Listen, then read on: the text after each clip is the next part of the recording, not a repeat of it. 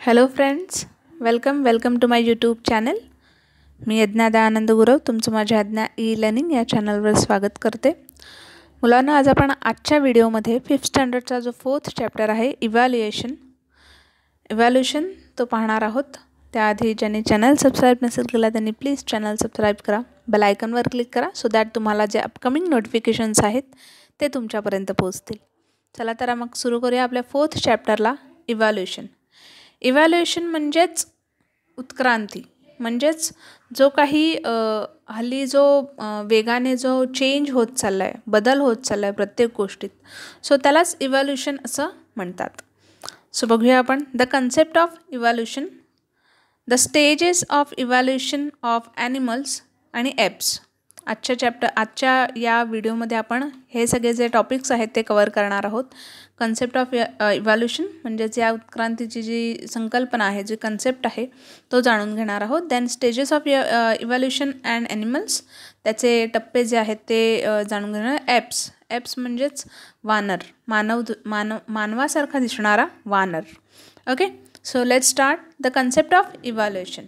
The word evolution is generally understood to mean gradual and continuous change. Evolution म्हणजेच काय तर सतत आणि कंटिन्युअसली स्पीडने जो काही चेंज होतोय, जो काही बदल होतोय त्याला इव्हॉल्युशन असं म्हणतात. Evolution in the plant and animal world can be explain in the following manner. आणि हाच इव्हॉल्युशन जे आहे, हीच जी उत्क्रांती आहे ती सजीवांच्या जीवनात कशा प्रकारे होत गेली त्याचं स्पष्टीकरण जे आहे ते आता या पॅरामध्ये दिलेलं आहे. In the process of survival by adapting to environmental changes, certain internal physical changes occur in some animals of a species. Over a period of time this internal changes become inherited characteristics seen in all following generations. Thus a new species with characteristics different from the original may be created.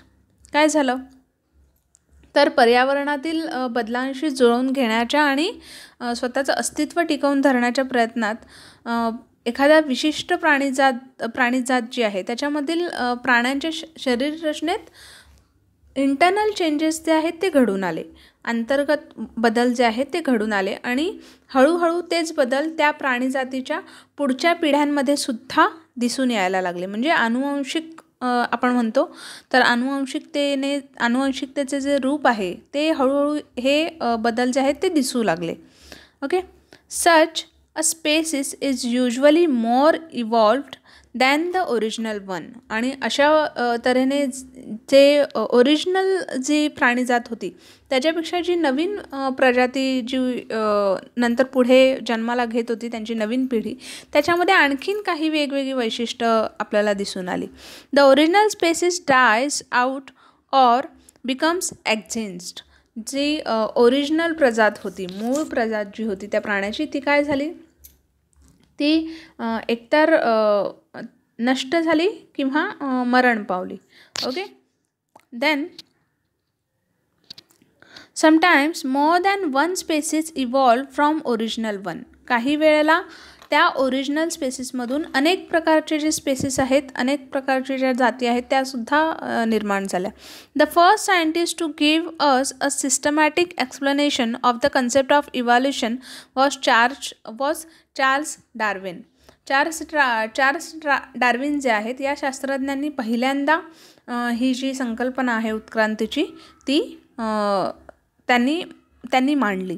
Okay, then species which are capable of adapting to environmental changes are able to survive. The ones that cannot do so become extinct in the process of evolution. ज्या प्रजाती जे एन्व्हायरमेंटचे changes आहेत त्याच्याशी जुळवून ज्यांना घेता आलं किंवा ज्या टिकून राहिल्या, ज्यांचं अस्तित्व टिकून राहिलं, त्यांची प्रजाती जी आहे ती तशीच राहिली. पण ज्या या पर्यावरणाशी जुळवून घेऊ शकत नव्हत्या त्यांची जी प्रजाती आहे ती नष्ट होत गेली. In ancient time, there were many species of a type of animal called dinosaur. Dinos in Greek means terrible and sorrows means lizard or reptile. ठीक आहे. डायनोसॉर जो आहे हा वर्ड कुठून आला तर ग्रीकमध्ये डायनॉस असं म्हणतात, म्हणजेच टेरिबल. डायनॉसचा अर्थ आहे टेरिबल आणि सॉरसचा अर्थ आहे लिझार्ड, पाल किंवा रेप्टाईल. ठीक आहे. तर इथून हा डायनोसॉर जो शब्द आहे तो आलेला आहे. ठीक आहे. सो एन्शियंट टाईममध्ये म्हणजे पूर्वीच्या काळी पूर्वी पृथ्वीवर डायनोसॉर या वर्गातला एक प्राण्याचा प्रजात जी आहे त्या खूप होत्या. ठीक आहे. Dinosaur means terrible lizard. Dinosaur म्हणजेच काय, टेरिबल लिझार्ड. सम ऑफ दिस डायनोसॉर्स वर इनॉर्मस इन साईज. काही डायनोसॉर्स जे आहेत ते खूप मोठे होते साईजने. It appears that this species of enormous dinosaur suddenly become extinct. आणि असं दिसून आलं की ही जी डायनोसॉरची जी प्रजात होती, जी जात होती, ती अचानकपणे नष्ट झाली. ठीक आहे, पूर्णतः नष्ट झाली. सम सडन नॅचरल डिझास्टर और environmental change is believed to be responsible for their extinction. आणि ह्यांच्या नष्ट होण्यामागे पर्यावरणात अचानकपणे झालेला बदल जो आहे किंवा निसर्गावर आलेलं संकट आहे ही प्रजाती नष्ट होण्याचं कारण असावं. Fossils of dinosaur with wings have been discovered. It is believed that some species of 2 legs and winged dinosaurs evolved into bird. 2 पायांवर चालणारे आणि पंख असणारे डायनोसॉर जे आहेत या प्रजातीसुद्धा नंतर उत्क्रांत होऊन त्यांच्यापासून काही पक्षी निर्माण झाले असं मानलं जातं. ठीक आहे. इथे आपण इमेजमध्ये बघू शकतो स्केल्टन ऑफ डायनोसॉर, म्हणजेच डायनोसॉरचा जो सांगाडा आहे तो आपण बघू शकतो. त्याच्यानंतर reconstructed picture of a dinosaur with wings. Dinosaur with wing कसा दिसला असेल त्यावेळेस हे कल्पनाचित्र त्यांनी काढलं आहे. सो ते इथे आपण बघू शकतो. Right. Then the stages of evolution of animals. आता प्राण्यांच्या उत्क्रांतीचे टप्पे जे आहेत ते आपण पाहणार आहोत. We have learned in the previous lesson that life on earth begins with unicellular organisms known as protozoa. आपण आधीच्या चॅप्टरमध्ये पाहिलं होतं, 3rd चॅप्टरमध्ये, की जे सजीव आहेत ते सजीव सुरुवातीला कशी निर्मिती झाली सजीवांची, पाण्यात निर्मिती झाली. एकपेशीय सजीव जो आहे त्याची निर्मिती पाण्यात झाली. ठीक आहे. त्याला प्रोटोझोआ म्हणजेच आदिजीव असं म्हटले गेलेलं आहे. This unicellular organisms gave rise to multicellular living things. आणि हेच युनिसेल्युलर ऑर्गॅनिझम जे होतं, एकपेशीय जो सजीव होता त्याच्यापासून मल्टीसेल्युलर ऑर्गॅनिझम म्हणजे बहुपेशीय सजीव जे आहेत ते निर्माण झाले. And the multicellular organisms evolve gradually and various classes of plants and animals came into being. आणि हेच बहुपेशीय सजीव जे आहे त्यांची हळूहळू वाढ होऊन त्यांच्यामध्ये बदल होत गेले आणि या प्रक्रियेतून विविध वर्गातील जे वनस्पती प्राणी जे आहेत त्यांची निर्मिती झाली. राईट.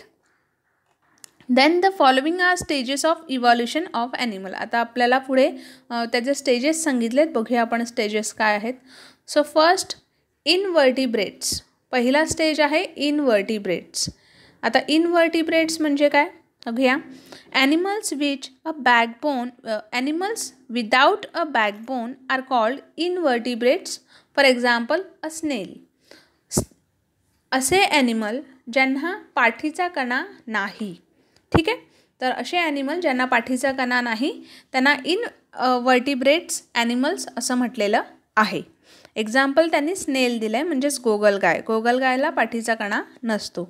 ठीक आहे. हा झाला पहिला टप्पा सजीवांचा. देन सेकंड वर्टिब्रेट्स म्हणजेच animals which have a backbones are called vertebrates. असे ॲनिमल्स ज्यांना बॅकबोन आहे, ज्यांना पाठीचा कणा आहे. Look at the ones given below. खाली आपल्याला इमेज दिलं आहे. ॲक्वाटिक ॲनिमल्स. ॲक्वाटिक ॲनिमल म्हणजे जलचर प्राणी. एक्झाम्पल फिश जे पाण्यामध्ये राहतात. Then amphibians. आता ॲम्फिबियन्स म्हणजे कोण, the animals which live in water and also on land. असे प्राणी जे पाण्यातही राहतात आणि जमिनीवर सुद्धा राहू शकतात. सो एक्झाम्पल फ्रॉग, बेडूक. ठीक आहे. देन बर्ड्स, पक्षी वर्ग. Okay. Then reptiles, animals which crawl, for example snake, सरपटणारे जे प्राणी आहेत ते. त्याच्यानंतर मॅमल्स, मॅमल्स म्हणजेच सस्तन प्राणी. ठीक आहे, उदाहरणार्थ आपण cow. Okay, now what is mammals. आता मॅमल्स म्हणजे काय बघूया. Mammals are the most evolved animals among vertebrates. Mammals जे आहेत ते त्यांची जी प्रगती आहे ती सर्वात जास्त वेगाने झाली. ठीक आहे, सस्तन प्राणी. द फॉलोविंग आर, आणि हे वर्टिब्रेट्स, वर्टिब्रेट्स म्हणजे पाठीचा कणा असलेले. ठीक आहे, the following are the characteristics of most of the mammals. काही कॅरेक्टरिस्टिक्स आहेत, काही वैशिष्ट्ये आहेत मॅमल्सची. Growth of the body in the mother's womb for some time before birth. आणि पोटात पिल्लाची वाढ पूर्ण झाल्यानंतर आईने त्या पिल्लाला जन्म देणे. ठीक आहे, हे एक वैशिष्ट्य आहे त्याचं. Then the baby is fed on the mother's milk for some time after birth. आणि जन्मानंतर काही काळ जो आहे तो बेबी जो आहे त्याला आईच्या दुधावर पोषण जे आहे ते मिळतं. ठीक आहे. Then the platypus and some species of anteater and exceptions to this. आणि त्याला अपवाद कोण आहेत तर बदक चोच्या. आपण खाली इमेजमध्ये बघू शकतो. प्लॅटपस जे आहे त्याचं इमेज आपल्याला खाली दिले, बदक चोच्या. ठीक आहे, हे त्याला अपवाद आहेत. Okay, are consider mammals because even though they lay eggs दे सकल देअर यंग वन्स. आणि हे हा जो प्राणी आहे तो याला अपवाद आहे. का अपवाद आहे तर सस्तन प्राण्यांमध्ये हे येतात, पण हे सस्तन प्राणी असले तरी ते अंडी घालतात. ठीक आहे, हे सस्तन प्राणी असले तरी ते अंडी घालतात, त्याच्यामुळे हे याला अपवाद आहेत. ओके, इथे इमेजमध्ये आपण अँटिटर बघू शकतो, मुंगी खाऊ आपण ज्याला म्हणतो. ठीक आहे. देन एप्स म्हणजेच मानवासारखा दिसणारा वानर. Okay, apes are somewhat like humans in appearance. Apes हे कसे दिसतात तर मानवासारखेच दिसणारे असतात. ओके, मानवासारखा दिसणारा वानर. They mostly lived on trees. ते झाडावर राहतात. Those species of apes which continued to live on trees retain their original ape like form. However, in grassland, some ape species were forced to move around the ground. काही जे मानवासारखे दिसणारे वानर आहेत त्यांचा वावर जो आहे तो झाडावरच होतो. आणि झाडावर यांचा वावर होत असल्यामुळे त्यांचं जे मूळ वानर स्वरूप जे आहे ते कायम राहिलं. ठीक आहे, एका झाडावरून दुसऱ्या झाडावर उडा मारणे वगैरे. पण त्यांची जी प्रजात होती ती गवताळ प्रदेशात झाडांऐवजी जमिनीवरच वावरत होती. Okay, These species evolved gradually and in time gave rise to the human species. आणि त्याच्यामुळे हळूहळू त्याची वाढ होत जाऊन मानवाची प्रजात जी आहे ती अस्तित्वाला आली. ठीक आहे.